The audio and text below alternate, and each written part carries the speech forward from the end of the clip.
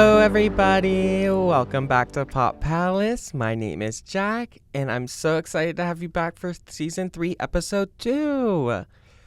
In this episode, we're going to go over two Grace Jones albums, her debut album, Portfolio, and her second album, Fame. If this is your first time listening, welcome. This is Pop Palace. I am the host, Jack, and we celebrate iconic women and queer people in pop music and culture. I suggest you listen to episode 1 and then hop back up on to episode 2. To review the last episode, we covered Grace Jones' early life, we learned how she was raised in Jamaica and later moved to Syracuse, New York. After Grace spent time in New York, she moved to Paris for modeling. And then, after that, Grace began to release a series of singles throughout 1975 and 1976. These singles were no mainstream hits, and not super successful, but they did get the attention of Island Records, who signed Grace in 1977. While she was modeling, Grace was also a major figure in the underground club scene, especially in New York. She was showing up at Studio 54 before it even hit peak legend status. And her presence was already turning heads in queer nightlife. People saw her as a fierce, otherworldly figure that just didn't care about fitting in. It was so powerful. Signing with Island Records gave Grace a platform to be recognized even more. This set of singles led to Grace's debut album, released under Island Records. Her debut album would be called Portfolio. This album was recorded in Sigma Sound Studios in Philadelphia and released in the fall of 1977 as the first of a 3-album trilogy made with the legendary disco producer Tom Moulton. This album is split into 2 parts. The first part, of side 1 of the vinyl, is a continuous disco medley covering 3 songs. In this medley, Grace covers Send in the Clowns by Stephen Sondheim from the musical A Little Night Music. Her next song is What I Did for Love from A Chorus Line and Tomorrow from Annie. After side 1 is finished, the second sequence begins. Side 2 opens with Jones's very personal reinterpretation of legendary Edith Piaf, La Vie en Rose. The next 2 songs are songs Grace co-wrote, Sorry and That's Trouble. The Italian release of the record would leave these 2 songs out and replace them with an extended 7-minute version of I Need a Man. The album cover is a legendary image and one that I often think when I think of Grace Jones. The artwork was designed by Richard Bernstein. Richard was working with Interview at the time, a publication started by Andy Warhol to showcase non-traditional or non-highbrow art. The art provides an understanding of Grace. It shows an androgynous Grace Jones, showing just her head, almost combing through a wall with a blue background. There isn't a lot going on, so the main focus is Grace herself, with a wonderful shading of cool tones. The image captures the record so well that Grace hired Bernstein to create 2 of her next record artworks. The first single Grace released was I Need a Man. This was her debut single and was originally released in 1975 by a minor French label, Orpheus. The single failed to make any impacts on the chart until 2 years later. After the song was remixed and re-released by Beam Junction label, it became a hit. I Need a Man became a #1 dance hit in the US. This song really introduced Grace into a new audience and was very popular among gay club audiences. Sorry was released a year prior to Portfolio and was a modest success on the US singles chart. The B-side track, That's the Trouble, was also released independently as an A-side single. Both tracks marked Grace Jones's initial ventures into songwriting. Released in the fall of 1977, La Vie en Rose became the standout hit from Portfolio, landing in the top 5 charts in both France and Italy.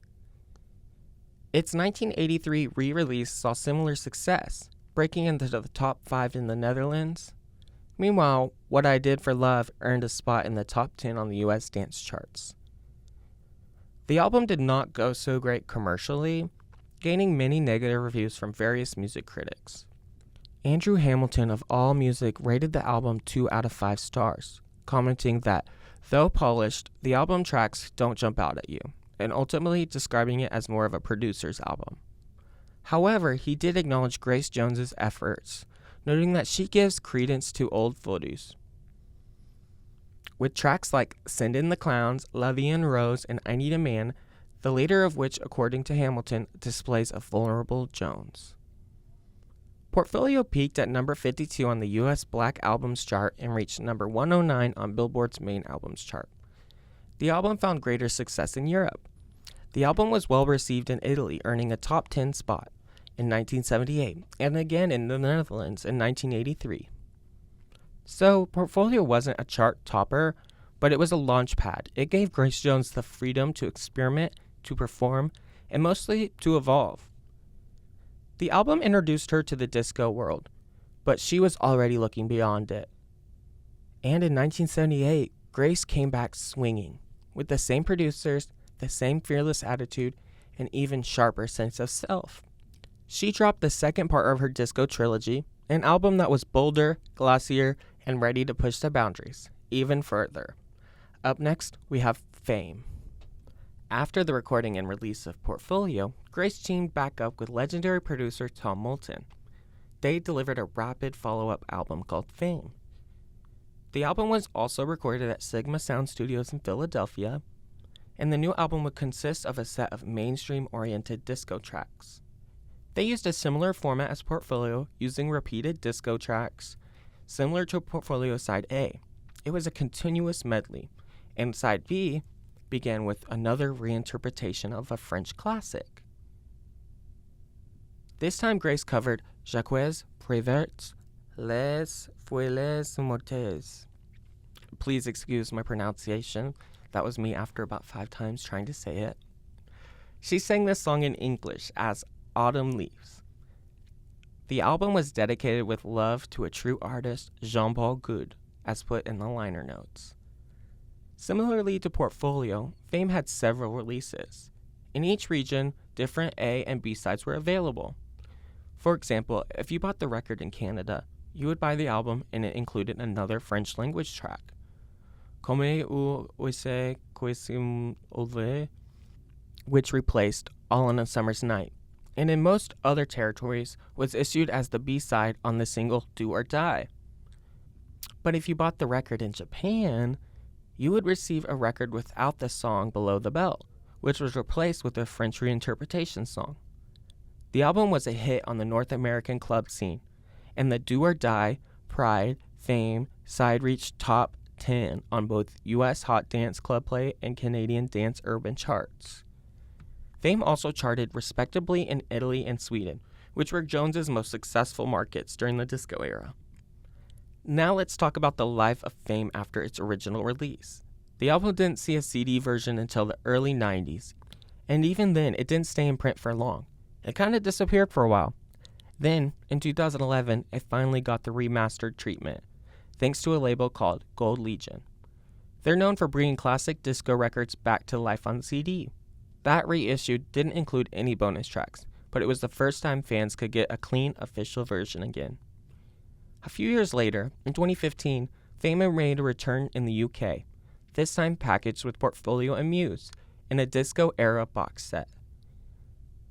That version was a real treat, because each album came with a handful of bonus tracks giving fans a deeper dive into Grace's early sound. Let's get into the singles from the Fame. Their first one out of the gate was Do or Die, and it did exactly that. It blew up in clubs and made a strong showing on both the US and Canadian dance charts, solidifying Grace's presence on the dance floor. Now, here's where it gets interesting. In Italy, the song Autumn Leaves was paired with a track called Anima e Cor for a single release, but despite Autumn Leaves being the more prominent track, the cover art weirdly labeled the release under the B-side's name, very on brand for Grace's era of unpredictability. There was a couple more singles, Fame and Am I Ever Gonna Fall in Love in New York City, that got official re-releases too, but they didn't make much of a splash on the charts. Portfolio and Fame are two albums that marked the beginning of Grace Jones' journey from fashion icon to fearless musical trailblazer. Sure, they didn't top every chart, but that wasn't the point. Grace was never just about making music. She was building a whole identity. Art, fashion, theater, dance, she brought it all together and made it unforgettable. With Portfolio, she stepped into the spotlight. With Fame, she let us know she was here to stay. And honestly, she was just getting started. So thank you for listening to this episode of Pop Palace. I know it was a little brief, but I'm trying to change things up this season and just give you little sneak peeks and little pieces of information here and there, and then you can explore the rest on your own. Thanks so much for listening to Pop Palace. I'm your host, Jack, and as always, this is your space to celebrate women and queer artists who shape pop culture on their own terms. If you vibed with this episode, drop us a review, send it to your most disco-obsessed friend, and follow us on social media, pop.palace. Until next time, stay iconic and keep dancing. Bye!